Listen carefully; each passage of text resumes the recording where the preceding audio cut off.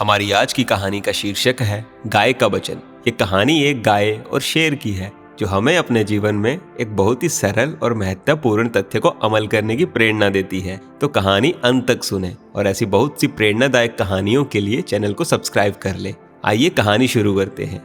एक पहाड़ी के नीचे एक भैरवगढ़ नाम का एक प्यारा सा गांव था। गांव के सारे जानवर हरी घास खाने के लिए सुबह उसी पहाड़ी के ऊपर बसे जंगल में जाते और शाम होते होते घर वापिस आ जाते थे। हर दिन की तरह लक्ष्मी नाम की एक गाय अन्य गायों के साथ उसी पहाड़ी के जंगल में घास खाने के लिए गई थी। वह हरी घास खाने में इतनी ज्यादा प्रसन्न थी कि वह कब एक शेर की गुफा के पास पहुंच गई उसे पता भी नहीं चला। शेर अपनी गुफा में सो रहा था। वह पिछले 2 दिनों से भूखा ही था। जैसे ही लक्ष्मी शेर की गुफा के पास पहुंची, गाय की खुशबू से शेर की नींद खुल गई। वह धीरे धीरे गुफा के बाहर आया और गुफा के बाहर गाय को देखकर बहुत खुश हो गया। शेर ने मनी मन सोचा कि आज उसकी 2 दिनों की भूख मिट जाएगी। वह इस तंदुरुस्त गाय का मांस खाएगा और यह सोचकर उसने एक तेज दहाड़ लगाई। लक्ष्मी शेर की दहाड़ सुनकर बहुत डर जाती है। जब वह अपने आसपास देखती है तो वहां दूर दूर तक उसको कोई भी दूसरी गाय नहीं दिखती है। जब वह हिम्मत करके पीछे मुड़ी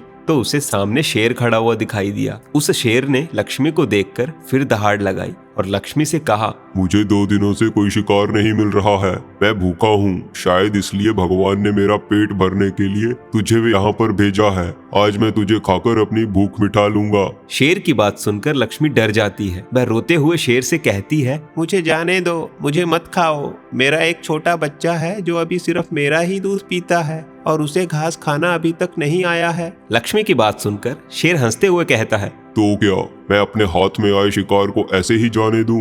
मैं तो आज तुझे खाकर अपनी 2 दिनों की भूख मिटाऊंगा। शेर के ऐसा कहने पर लक्ष्मी उसके सामने रोने लगी और विनती करते हुए कहती है, आज मुझे जाने दो। मैं आज अपने बछड़े को आखिरी बार दूध पिला दूंगी और उसे बहुत सारा प्यार करके कल सुबह होते ही तुम्हारे पास आ जाऊंगी। फिर तुम मुझे खा लेना और अपना भूखा पेट भर लेना। शेर लक्ष्मी की यह बात मान जाता है और धमकी देते हुए कहता है, कल अगर तुम नहीं आई तो तेरे गांव आऊंगा, फिर तुझे और तेरे बेटे दोनों को खा जाऊंगा। लक्ष्मी शेर की बात सुनकर खुश हो जाती है और शेर को अपना वचन देकर गांव वापस चली जाती है। वहां वह सीधे अपने बछड़े के पास जाती है, उसे दूध पिलाती है और बहुत सारा प्यार करती है। फिर बछड़े को शेर के साथ हुई सारी घटना बताती है और कहती है कि उसे अब अपना ख्याल खुद ही रखना होगा। वह कल सुबह होते ही अपना वचन पूरा करने के लिए शेर के पास चली जाएगी।